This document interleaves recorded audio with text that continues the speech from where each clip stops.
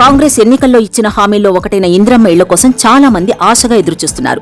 తాజాగా ఇందిరమ్మ ఇళ్ల పంపిణీ విషయంలో రాష్ట్ర ప్రభుత్వం బిగ్ ట్విస్ట్ ఇవ్వబోతున్నట్లు తెలుస్తోంది. తెల్ల రేషన్ కార్డు ఉన్నవారికి మాత్రమే ఇందిరమ్మ ఇళ్లు మంజూరు చేయాలని రేవంత్ రెడ్డి ప్రభుత్వం భావిస్తోంది. అది కూడా మహిళల పేరు మీద ఇవ్వాలని ఆలోచిస్తోంది. తొలి దశలో సొంత స్థలం ఉండి ఇల్లు లేని వారికి 5 లక్షల రూపాయలు ఆర్థిక సాయం అందించేందుకు ప్రభుత్వం చర్యలు తీసుకోబోతుందని సమాచారం. తెలంగాణలో కమలం వేగంగా వికసిస్తోంది. ప్రతి ఎన్నికల్లో ఓట్ల శాతంతో పాటు సీట్లను కూడా పెంచుకుంటూ రాష్ట్రంలో క్రమంగా బలపడుతోంది. రాష్ట్రంలో ప్రస్తుత అధ్యక్షుడిగా ఉన్న కిషన్ రెడ్డి కేంద్ర కేబినెట్లోకి వెళ్లారు. దీంతో రాష్ట్ర పార్టీకి కొత్త అధ్యక్షుడిని ఎంపిక చేసే పనిలో ఉంది కమలం పార్టీ. ఈటెల రాజేందర్, డీకే అరుణ సహా పలువురు నేతలు రేసులో ఉన్న మల్కాజిగిరి ఎంపీగా గెలిచిన ఈటెల రాజేందర్కు తెలంగాణ బీజేపీ పగ్గాలు దక్కడం ఖాయమని జోరుగా ప్రచారం సాగుతోంది. జూన్ 21న ప్రపంచ యోగా డే కర్టన్ రైజర్ పురస్కరించుకుని పీపుల్స్ ప్లాజా, నెక్లెస్ రోడ్లో యోగా డే వాక్ కార్యక్రమం ఆరోగ్య శాఖ నిర్వహించింది. ఈ కార్యక్రమంపై ఆరోగ్య శాఖ మంత్రి దామోదర రాజనరసింహ మాట్లాడుతూ యోగాను ప్రతి ఒక్కరూ దినచర్యలో భాగం చేసుకోవాలని, ప్రపంచానికి భారతదేశం ఇచ్చిన వరం యోగా అన్నారు. మన పూర్వీకులు ఇచ్చిన గొప్ప చారిత్రక సంపద యోగా అని తెలిపారు.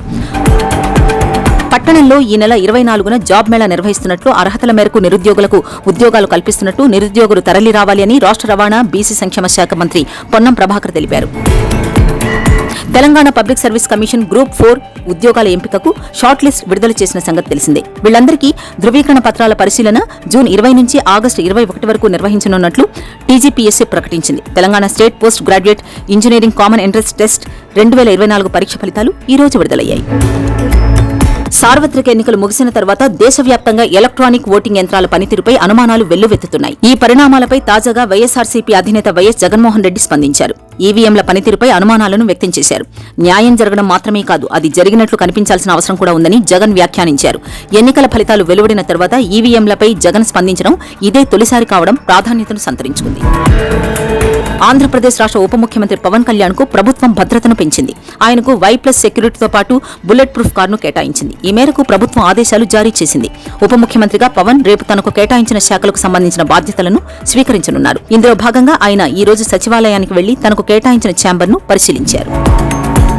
మొన్నటి ఎన్నికల్లో టికెట్ రాని వారిలో వంగవీటి రాధ ఉన్న సంగతి తెలిసిందే. తెలుగుదేశం పార్టీ కోసం అహర్నిశలు కష్టపడ్డ వంగవీటి రాధ కోసం కీలక పదవి ఇచ్చేందుకు చంద్రబాబు నాయుడు సిద్దమైనట్లు తెలుస్తోంది. ఎన్నికల్లో టికెట్ రాకపోయినా కాపులను తెలుగుదేశం పార్టీ వైపు తీసుకొచ్చే ప్రయత్నం చేశారు వంగవీటి రాధ.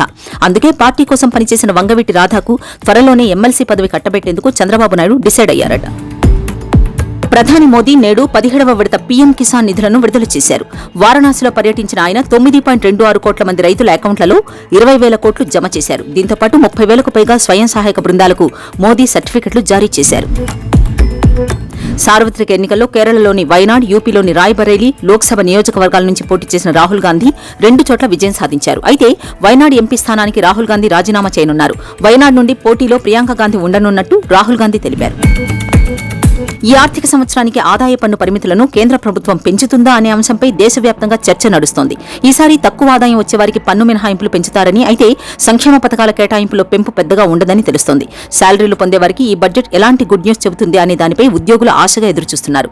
ఆదాయ పన్ను పరిధిని 5 లక్షలకు పెంచాలని ఉద్యోగులు కోరుతున్నారు. పాకిస్తాన్ కన్నా భారత్లోనే అణ్వాయుధాలు ఎక్కువగా ఉన్నాయని స్వీడన్కి చెందిన మేధో సంస్థ సిఫ్రీ తెలిపింది. అణ్వాయుధ సేకరణలో భారత్ను నిరోధించడమే లక్ష్యంగా పాకిస్తాన్ ప్రణాళికలు ఉన్నాయని వెల్లడించింది. అయితే భారత్ మాత్రం సుదీర్ఘ లక్ష్యాన్ని తాకే అణ్వస్త్రాలపై దృష్టి పెట్టిందని వివరించింది. ఉత్తర కొరియా అధినేత కిమ్ జోంగ్ ఉన్ ను రష్యా అధ్యక్షుడు పుతిన్ ప్రశంసలతో ముంచెత్తారు. మంగళ, బుధవారాల్లో ఉత్తర కొరియాలో పుతిన్ పర్యటించనున్నారు. ఉక్రెయిన్తో యుద్ధంలో నార్త్ కొరియా తమకు మద్దతుగా నిలుస్తోందన్నారు. చాలా విషయాల్లో పరస్పర సహకారంతో ముందుకు వెళుతున్నామని పుతిన్ పేర్కొన్నారు. T20 world cup group C చిట్ట చివరి లీగ్ మ్యాచ్లో ఆతిథ్య వెస్టిండీస్ జట్టు ఆఫ్ఘనిస్తాన్పై ఒకే ఒక ఓవర్లో ఏకంగా 36 పరుగులు రాబట్టి రికార్డు సృష్టించింది. విండీస్ బ్యాటర్లు జాన్సన్ చార్లెస్, నికోలస్ పూరన్లు ఇద్దరూ కలిసి ఆఫ్ఘనిస్తాన్ బౌలర్ అజ్మతుల్లా ఒమర్జాయ్ వేసిన 4వ ఓవర్లో పరుగులు వరద పారించారు. దీంతో T20 వరల్డ్ కప్లో ఒకే ఓవర్లో అత్యధిక పరుగులు సాధించిన జట్లలో ఒకటిగా వెస్టిండీస్ నిలిచింది. ప్రస్తుతం T20 ప్రపంచ కప్లో సూపర్ 8 దశ మొదలు కానుంది. ఈ క్రమంలో భారత జట్టు జూన్ 20న ఆఫ్ఘనిస్తాన్తో తలపడేందుకు సిద్దమైంది. వెస్టిండీస్లోని బ్రిడ్జ్ టౌన్లో ఈ మ్యాచ్ జరగనుంది. దీనికోసం భారత జట్టు ఇప్పటికే ఇక్కడకు చేరుకుంది. కాగా స్టార్ బ్యాట్స్మెన్ సూర్యకుమార్ యాదవ్ నెట్స్లో బ్యాటింగ్ చేస్తున్నప్పుడు గాయపడ్డాడు. దీంతో సూపర్ 8 తొలి మ్యాచ్లో ఆడతాడా లేదా అనేది సందేహంగా మారింది.